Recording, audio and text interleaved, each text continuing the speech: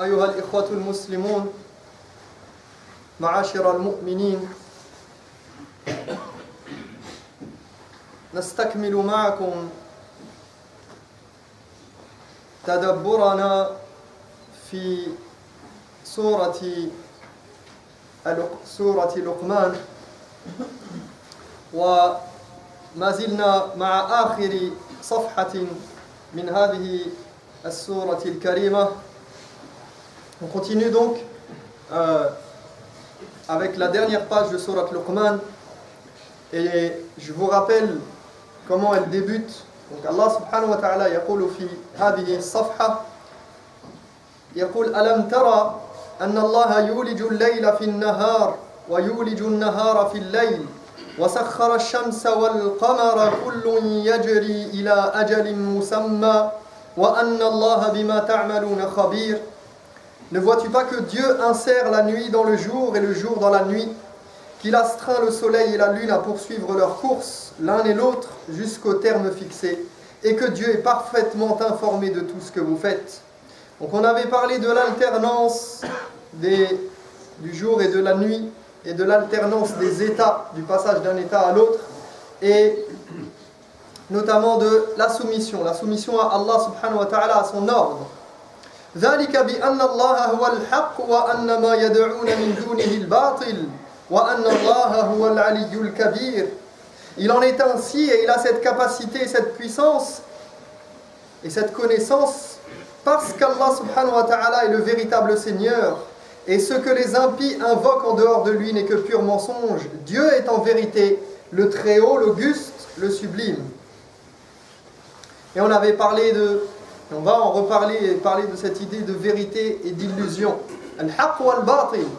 هناك صراع بين الحق والباطل في هذه الدنيا وفي قلب المؤمن وفي رؤيته للأشياء على حقيقتها أم لا.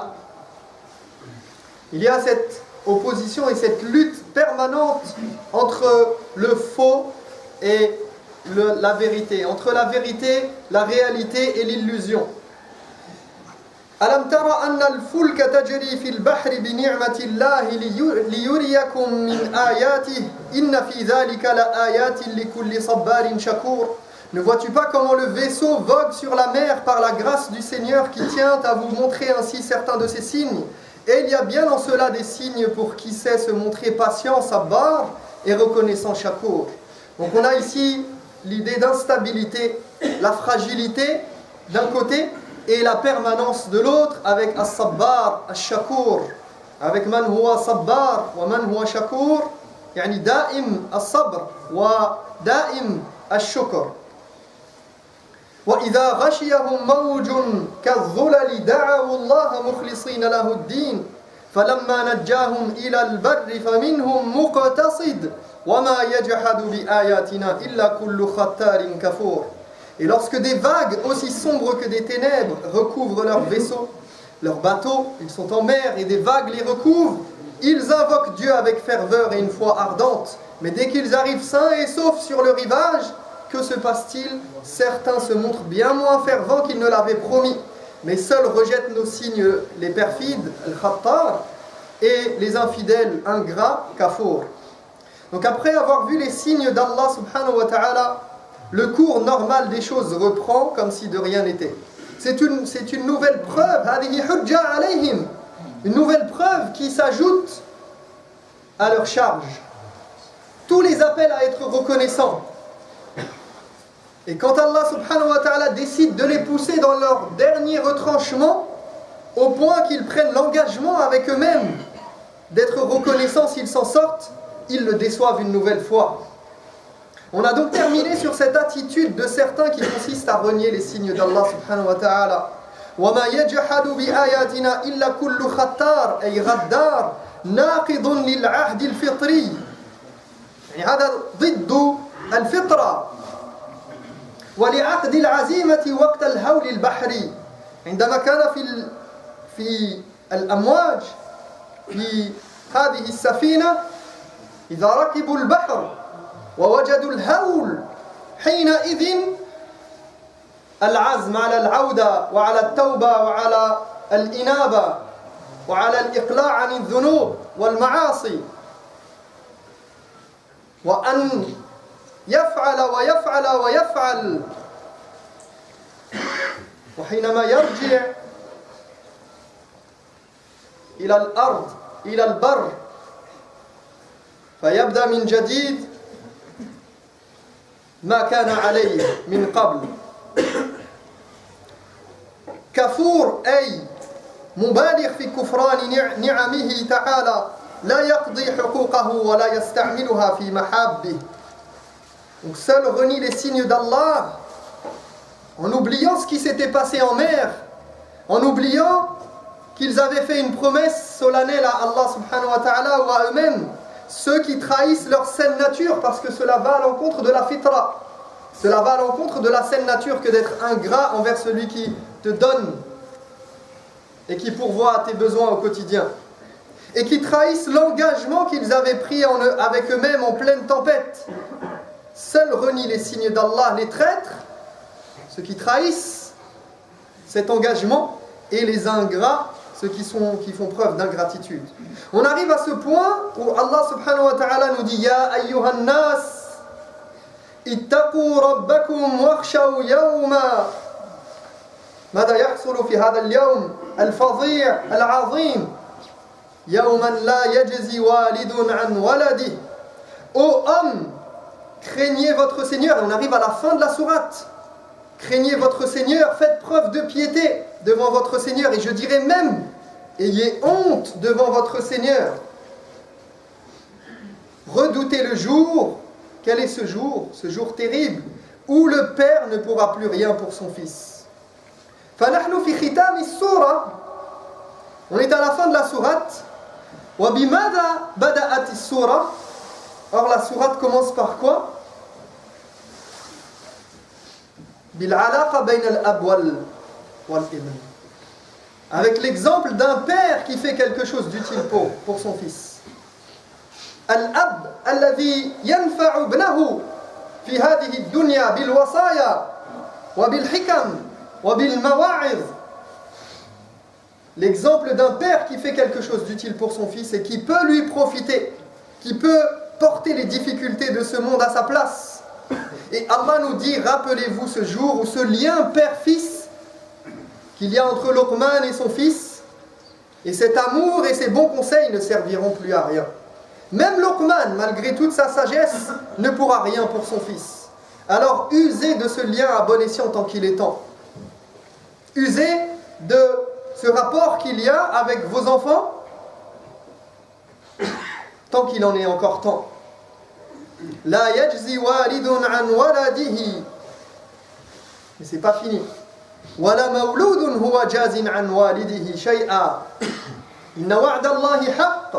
Fala taghurrannakum al-hayatu ad-dunya wala yaghurrannakum billahi al-gharur. Le père ne pourra plus rien en ce jour pour son fils. Mais ce n'est pas fini.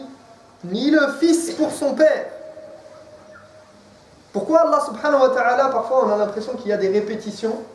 Et on se dit pourquoi? On a compris que le père ne peut rien pour le fils, mais cette emphase-là, le fils ne peut rien pour le père, elle a son utilité. Et Allah subhanahu wa ta'ala ne dit pas les choses sans sagesse et par hasard. Parce que chacun a des choses qu'il peut porter dans ce monde à la place de l'autre. Le père peut supporter des choses pour son fils. Et le fils peut supporter d'autres choses pour son père. Chacun a un rôle distinct et différent dans ce bas monde. Donc chacun a un rôle bien défini. Chacun a une place particulière. Et il y a certains mufassiroun qui ont, je ne vais pas m'étaler là-dessus, mais qui ont, expliqué et mis en évidence pourquoi Allah subhanahu wa ta'ala avait utilisé yajzi et jazin.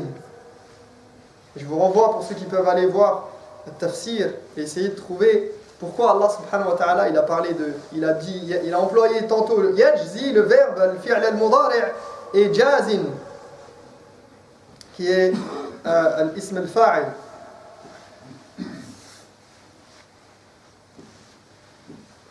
Donc ce jour-là, Allah subhanahu wa ta'ala nous dit, en ce jour, ce lien qu'il y avait entre le père et le fils, eh bien, il n'existera plus, il n'aura plus d'utilité. Parce que personne ne pourra porter le fardeau, ni l'un, ni de l'autre.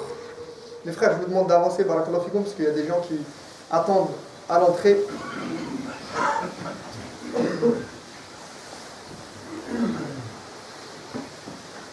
Et ici, je disais que le fils ne pourra rien pour le père. Donc regardez, il y a ce lien.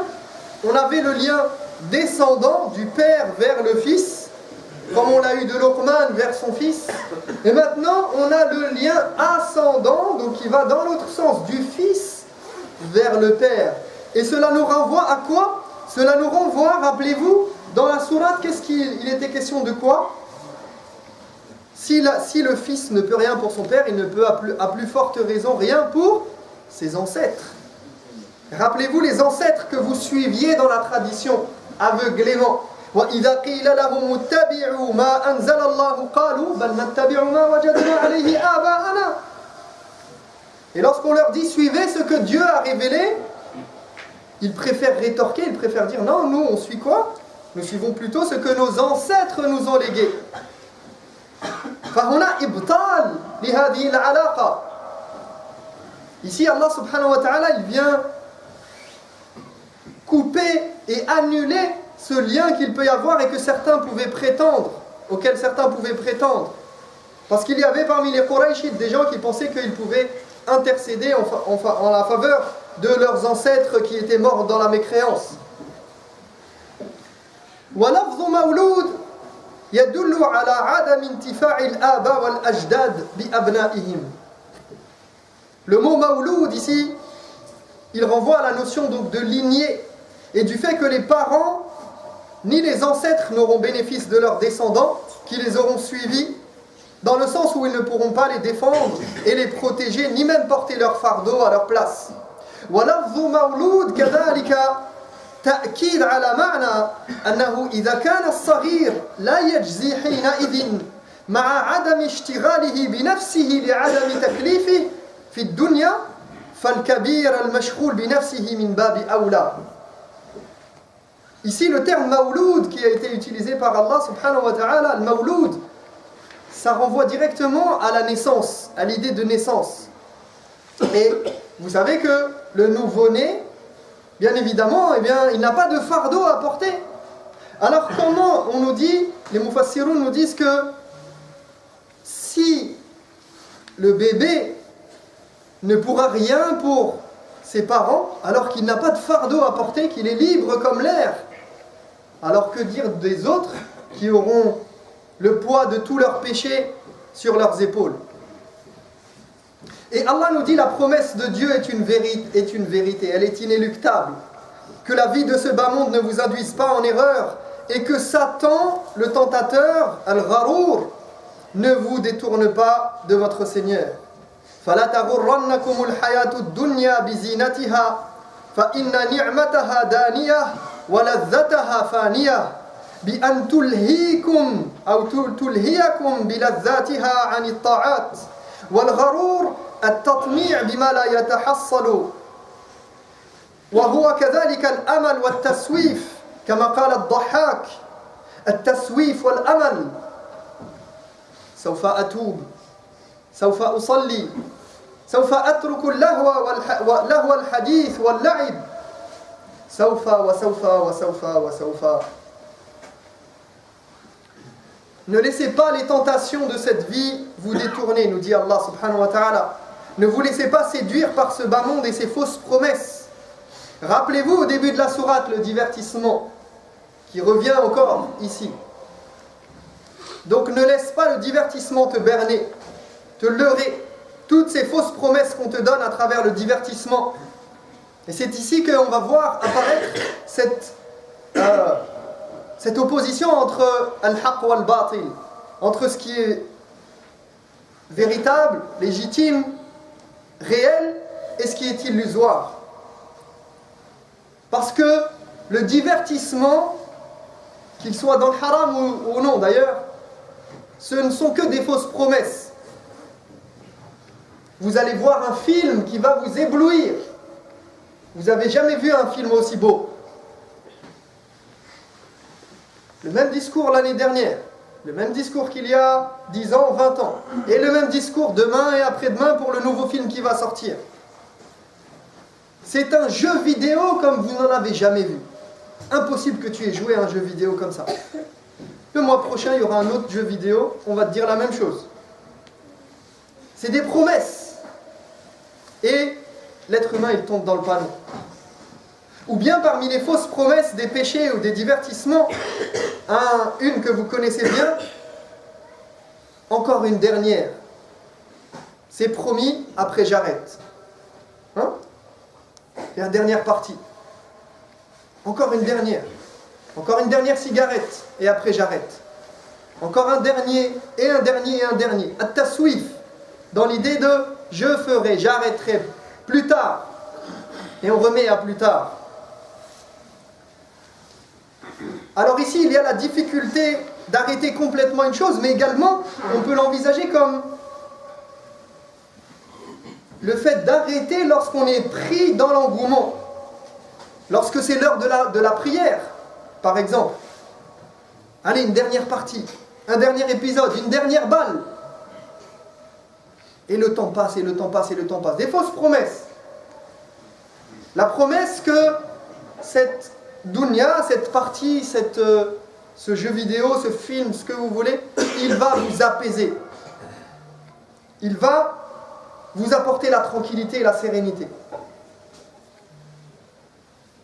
فلا تغرنكم الحياة الدنيا ولا يغرنكم بالله الغرور. أقول قولي هذا وأستغفر الله لي ولكم فاستغفروه إنه هو الغفور الرحيم.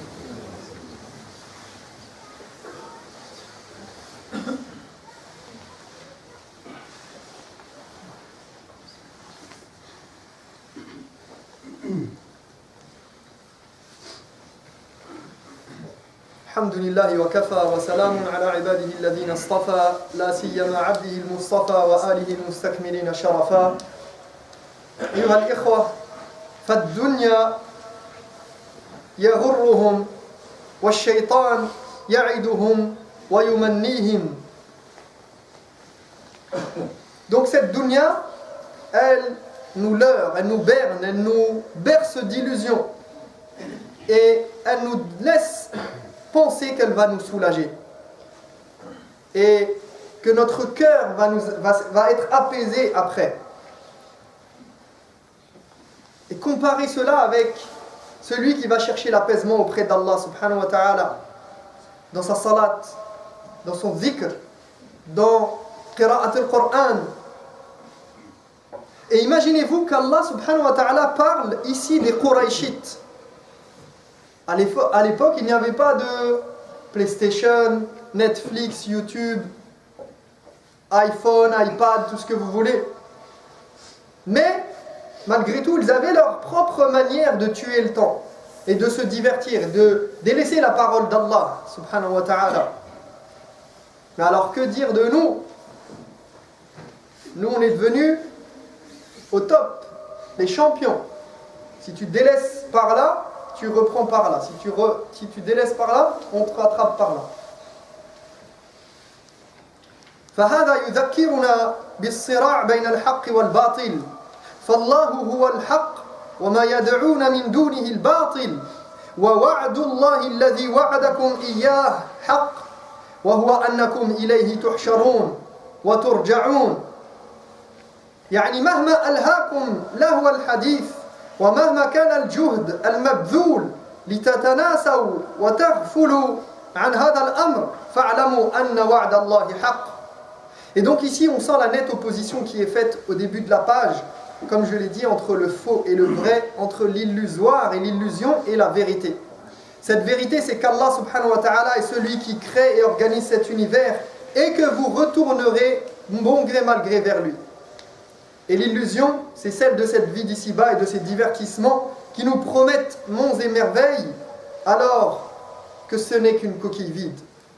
Inna wa'da Allahi haqq, fala taghurrannakum al-hayatu ad-dunya, wa la yaghurrannakum billahi al-gharur. Et donc la sourate commence et termine par les dangers du divertissement et des choses qui nous détournent de la voie d'Allah. Et entre les deux, qu'est-ce qu'on trouve? Les conseils avisés d'un père sage pour son fils. En d'autres termes, pour contrer les dangers du divertissement, il est nécessaire d'avoir une parentalité pleine de sagesse, à la lumière des enseignements de Luqman, à la manière de Luqman, comme était Luqman avec son fils. Entre les deux, entre les dangers du divertissement et les différentes manières de nous détourner d'Allah et de sa voie et de son message, eh bien, il y a ce conseil, cet engagement pris par Luqman al-Hakim envers son fils de l'éduquer, de lui inculquer les valeurs importantes et de s'attacher à être reconnaissant envers Allah subhanahu wa ta'ala. Et Allah subhanahu wa ta'ala termine cette page, et je vais laisser ce verset pour la prochaine khutbah, incha'Allah ta'ala. Il va terminer par un verset où il va nous dire que Allah subhanahu wa ta'ala, il va nous parler de l'heure du jugement dernier. Et c'est ce qui va venir accélérer les choses. Ça va donner un rythme à la fin de la sourate pour nous dire, parce que c'est bien beau d'avoir des beaux discours, de dire vous allez rencontrer Allah un jour, hein? Inna wa'da Allahi haqq, ne vous laissez pas leurrer et berner par la dunya. Il va y avoir un jour où vous allez rencontrer Allah. Mais quelqu'un peut se dire, un jour, ça viendra, incha'Allah, qu'Allah nous guide, je vais m'y mettre. Sauf qu'Allah subhanahu wa ta'ala nous dit, Inna Allah indahu ilmu sa'a. Allah seul subhanahu wa ta'ala sait et détient les clés de l'invisible, et il sait quand est-ce que viendra l'heure. C'est-à-dire, il est urgent que tu t'y mettes. Parce que seul Allah sait. Je ne peux pas te garantir que demain tu vivras. Je ne peux pas te garantir que tu auras la vie longue pour pouvoir te divertir encore et te dire on arrêtera demain, on arrêtera demain, on arrêtera demain. Il se peut que ce soit maintenant ton heure. Seul Allah subhanahu wa ta'ala le sait. Et ceci t'inscrit dans l'urgence de la chose. فنسأل الله تبارك وتعالى أن يهدينا لما يحب ويرضى